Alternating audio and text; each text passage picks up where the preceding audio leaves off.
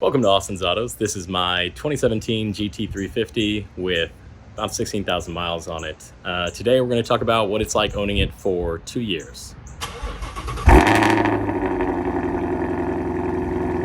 All right, so setting off in my 2017 GT350. So I've got about 16,000 miles on it now, and I picked it up 2 years ago with about 2,000 miles on it. I think it was like a little over 2,000 or something like that.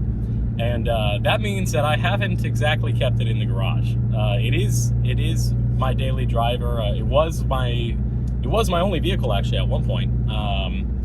Even though that's not the case anymore, I definitely still drive it every single day. And over the course of those 2 years, I have accrued a lot of good and bad things about it that I kind of wanted to talk about. So let's just jump right into it with the bad stuff, because I think that's going to be a little bit more hard-hitting and might ruffle some feathers, so why not? All right, so really quick, before we jump into the cons, I just realized, just for context, I should probably give you a list of the things or modifications that have been done to this vehicle, because it's not a very long list, and you might want to know them just in case you would think it might affect the context of the pros or cons. I don't think it will, but for your sake, I'll just go ahead and list them off.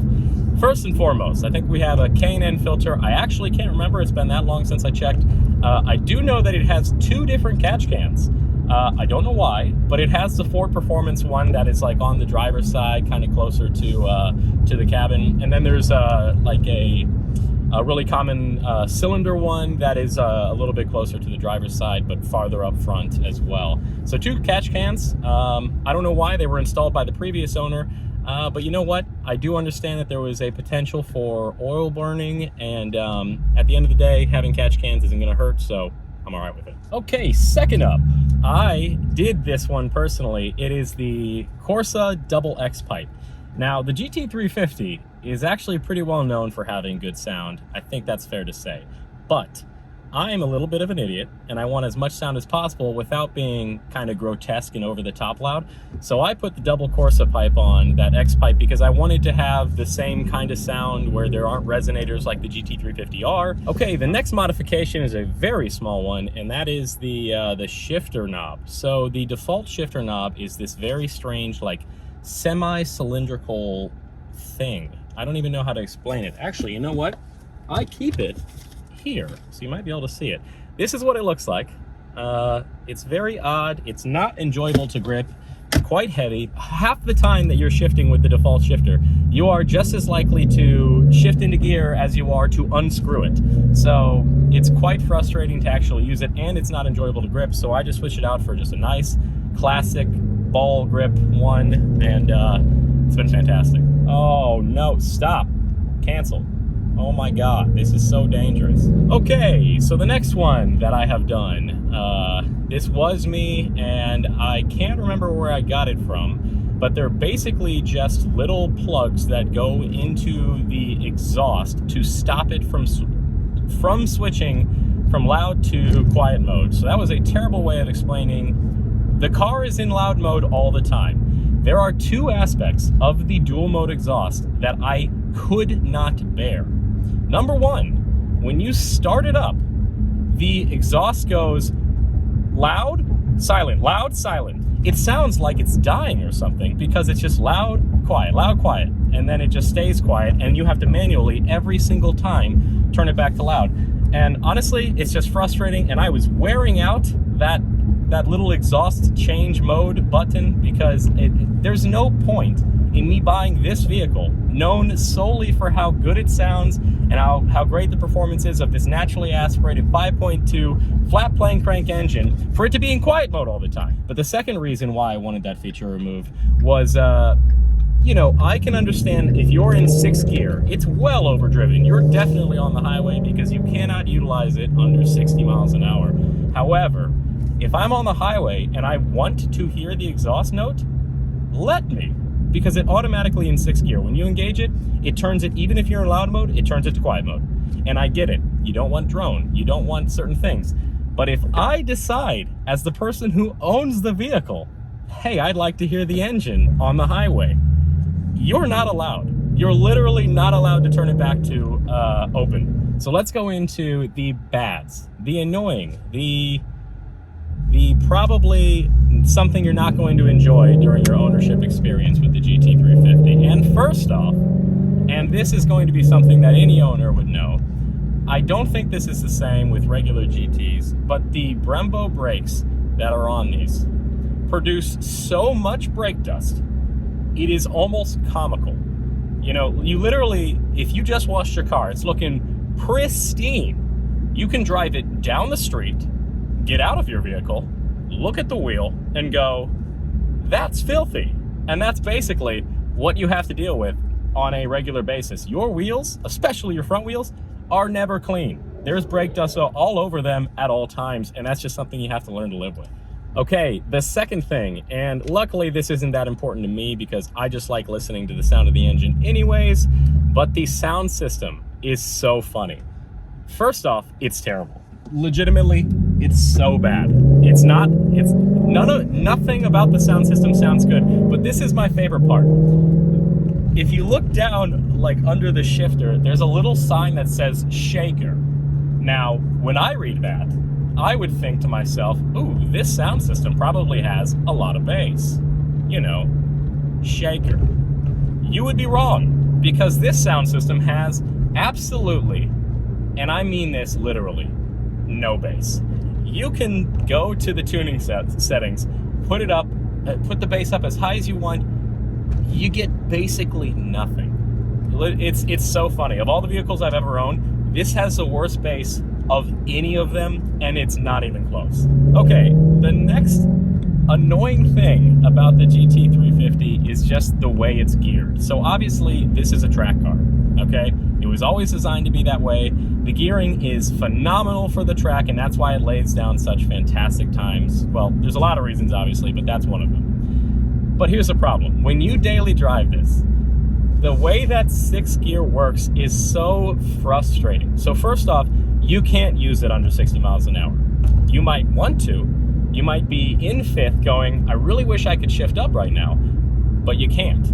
You'll be making a ton of noise. You'll be a little bit uncomfortable with how fast the engine's spinning relative to your speed, and you'll be like, I can't wait to shift into 6th. And then you do, and it's so overdriven that you're lugging really bad. It's so strange how overdriven 6th gear is, but the wild thing is it makes sense when you start comparing it to highway speed. So you want to go 70 miles an hour, well then 6th gear makes perfect sense. But the the distance in terms of gearing from 6th to 5th is so large that it's just a little frustrating. But what's even crazier is you would think if you're downshifting that far, you know, from 6th to 5th, the RPMs are flying up there and you must be right in the power band.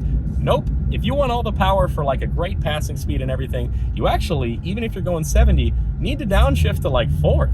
It's just wild because this thing revs so high, and the power band starts at like, I think it's like 3,500 or 4,000 RPM. You know, remember this is naturally aspirated, that it does get frustrating. So I guess my whole thing is this. The gearing in this car is a little frustrating for daily driving, especially on the highway, and that's just something that you have to cope with, but it's an easy thing to trade off.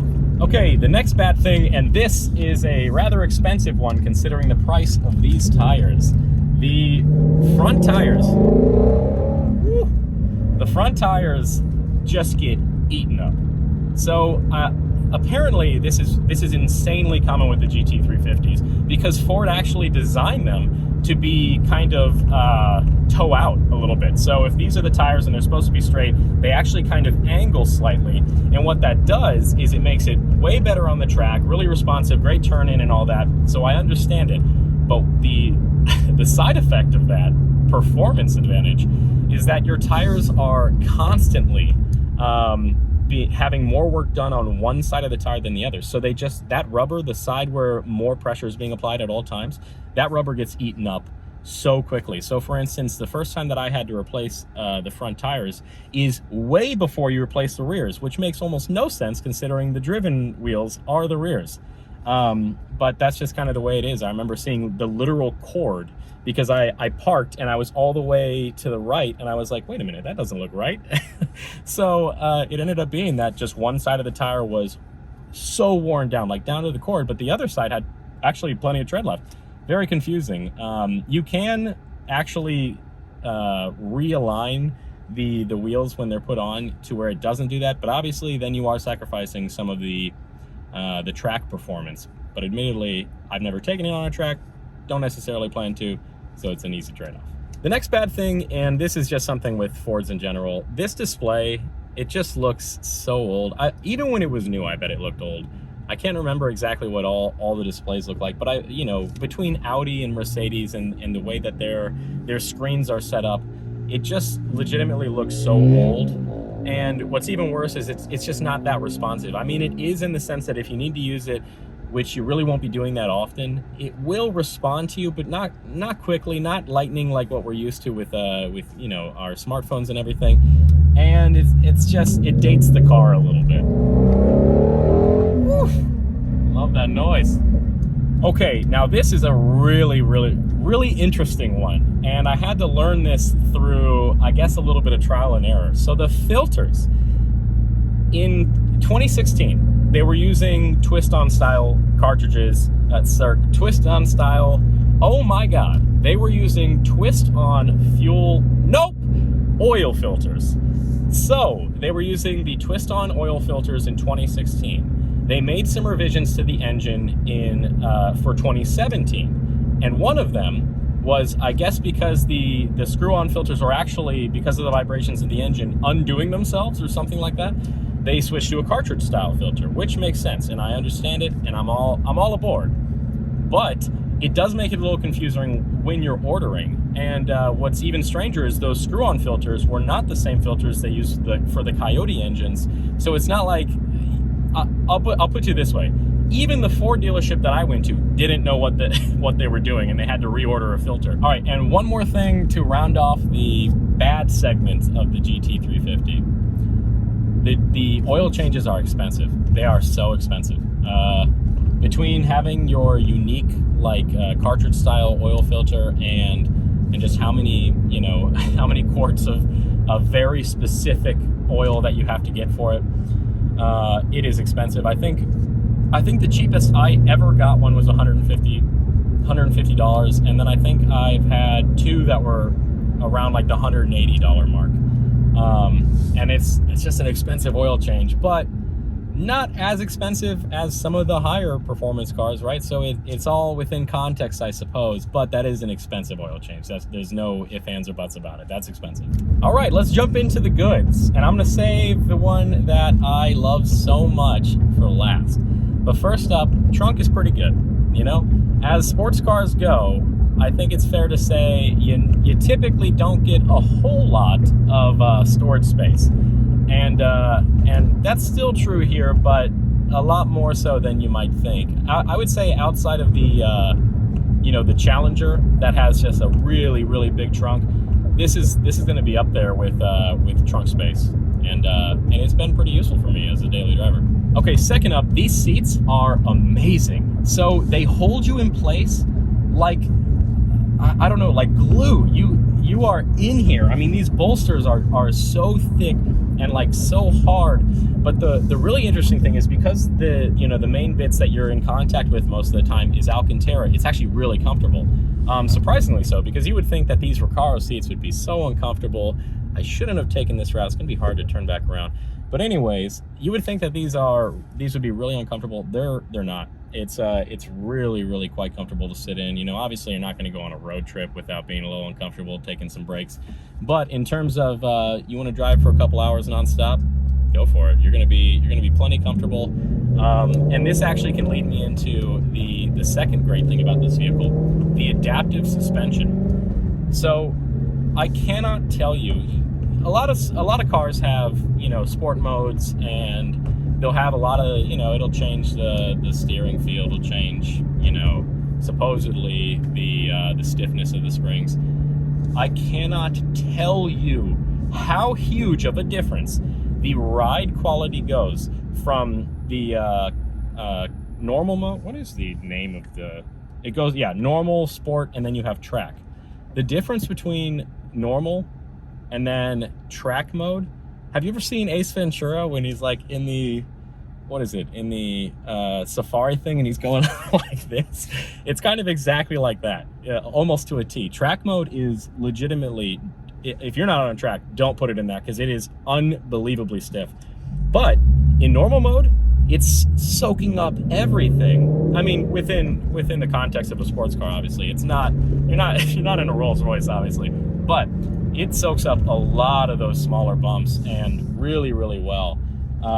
You know, it's surprising just how comfortable this car is, especially just for a sports car. I can't say it enough. This thing is quite comfortable. Okay, next up is specific to this vehicle, and that is the color. So I cannot tell you how many times, whether it be driving, car meets, anywhere, people seem to love this color. I mean, I knew I personally liked it when I went searching for a GT350. I had seen, I think, one of them, and I was like, I didn't know that existed. I really want that car. But I didn't realize that everyone else seems to feel the same way, because Avalanche Gray is so popular, and people come up and ask me what the name of that color is. And I think this also kind of tends to be the case in the modern day right now. Is just gray is a really popular color. You see them on, you know, the Porsches, Audi has a dark gray, Subaru. I mean, it all within the last couple of years, everyone has like a dark kind of mean looking gray now. You know, and even Ford replaced this Avalanche Gray with the lead foot gray. So they have two different grays now. So, I mean, I think it's just a popular color in general for this time period, but man, I get a lot of compliments on it. All right, now we get to my absolute favorite pro of this vehicle, the sound.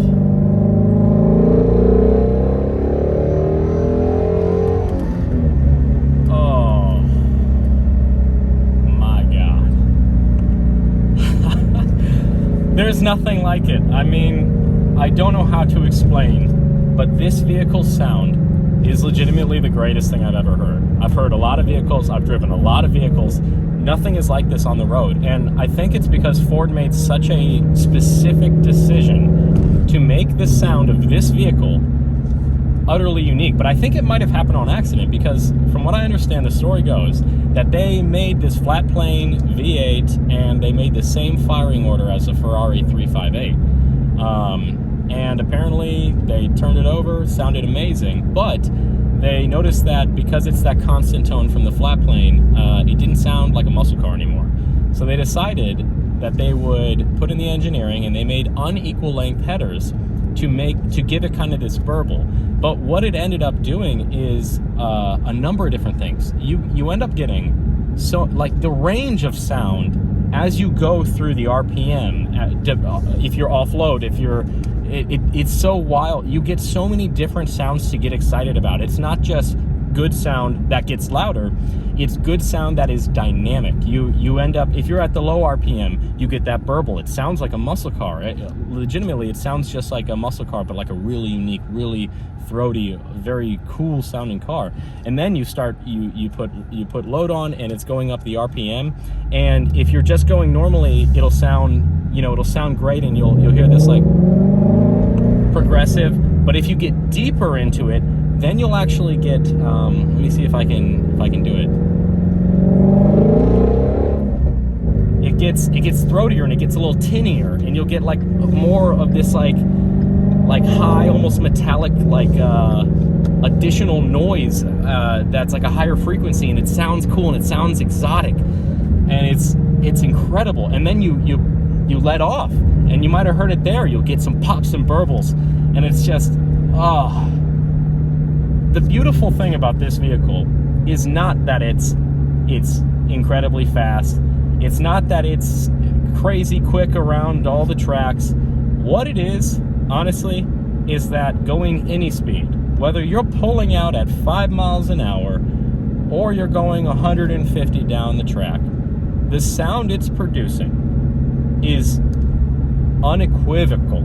There's nothing like it. It is the greatest V8 ever produced.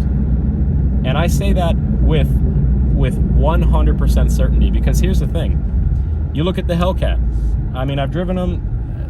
I personally don't like it. I get why people like them, and I can appreciate it. And I appreciate the power that they produce.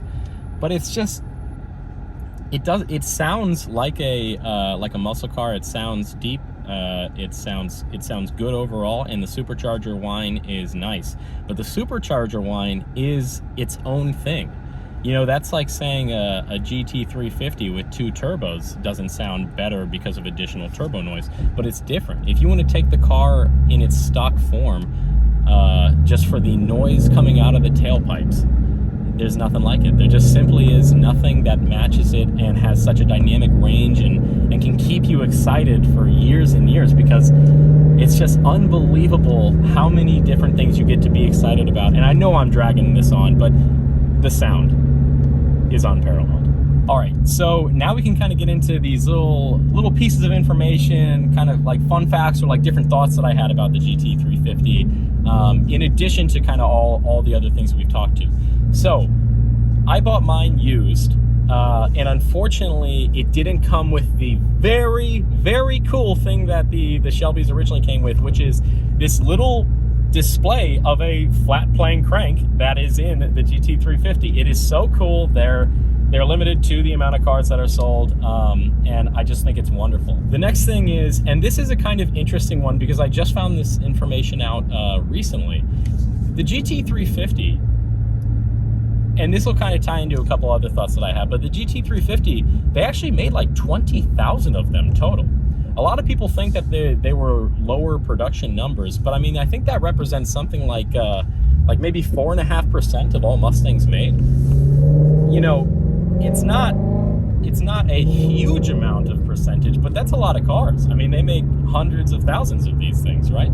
So, you know, I think it's something around the ballpark, unless my math is wrong, about 4.5% of all the Mustangs made were GT350. So it's not a wildly rare car. I mean, obviously the GT350R is substantially rarer, but I think that's a good thing, and I'll tell you why. This rolls into the price.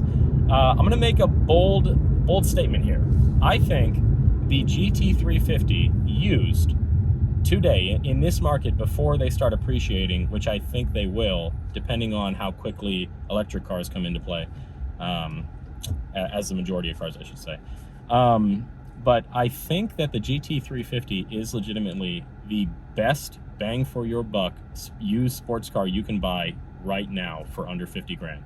I do not think anything can provide such a wildly enjoyable experience for what I think on the low end could be, if you really got one that was maybe a little beat up, you might be able to get around 40 grand. I bet you found one that needs maybe just a little bit of work or something, maybe 40 grand. You find one in good condition with pretty low miles like mine, probably still going to be around the like 45 to maybe 47 range. I'm not exactly sure, but if you ask me, that's an unbelievable 526 horsepower. It's like 400 and something foot-pounds of torque. You get the greatest noise that humankind has ever heard, and then you also get an unbelievably like well-positioned, well-seated and planted vehicle, and it's semi-practical. You know, you do have 2 back seats. I'm gonna be honest with you, those are worthless. Nobody can fit back there, but they are back there, and they have bolstering like the front seats, which I just think is so stupid. What a waste of money, but they're there. So between the 2+2 dynamic and a trunk and all the unbelievable performance that you're getting, and the experience especially, no matter what you're doing, track or not, the experience that you have in this vehicle for under $50,000, I don't see anything equivalent to it. And this is what's even nicer. I bet you could get some other vehicles that are turbocharged for under 50 grand.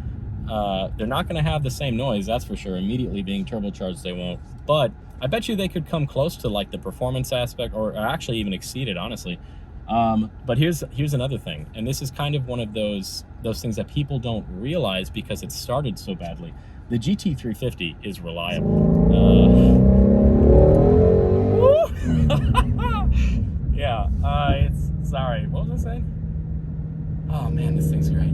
The GT350 2017 and up is reliable. People seem to think that these engines explode or grenade themselves, that they still have oiling issues. This just isn't the case. You know, I'm sure there are, just like any other vehicle out there, going to be the odd occurrence of something that is not the average or is not normal.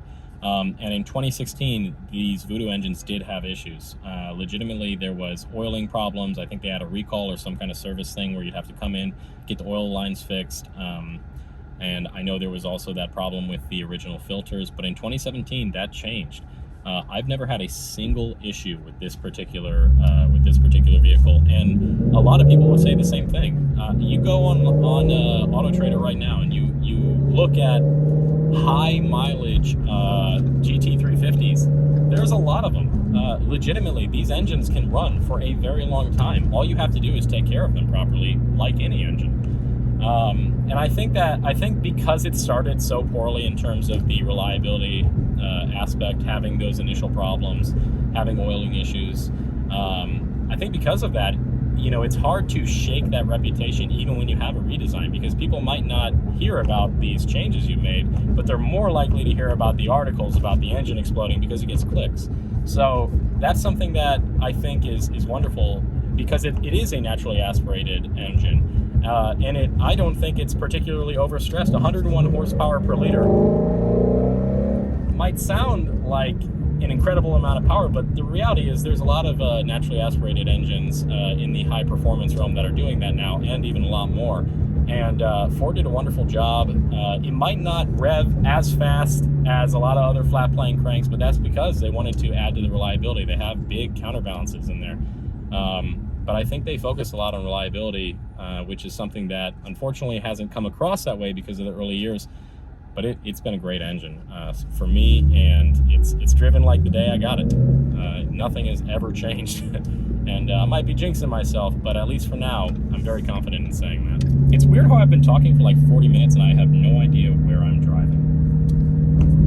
It's been like autopilot. Okay, one really cool thing, and this is the case with a lot of sports cars, right, where they want to put their logo right on the center cap here. But it is so cool to look at this, you know. Anytime that you look down, incidentally or whatever, you look down, you see that big Cobra just like menacing. It's very cool.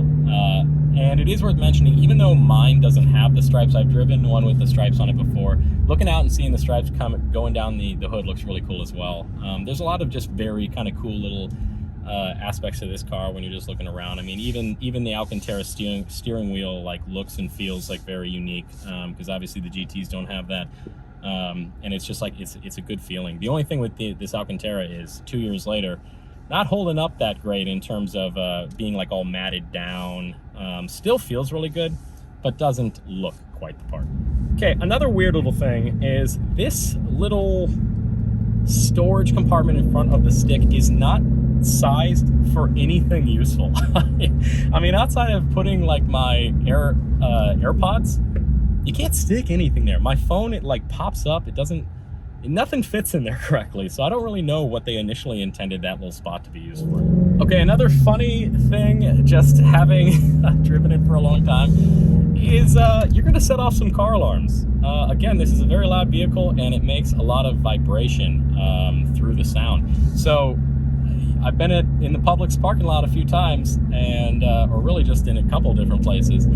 You turn it on after sitting for a little bit, it's very loud, and it's got a tendency to set off some car alarms if they're sensitive. So just keep that in mind, and it is kind of a funny thing, but what can you do? Okay, so I'm back, because as I went to put all the footage that I had taken for this video, I realized that I didn't even bother to discuss the what has broken on this GT350. And something has definitely broken, and it is extremely annoying. However, not major.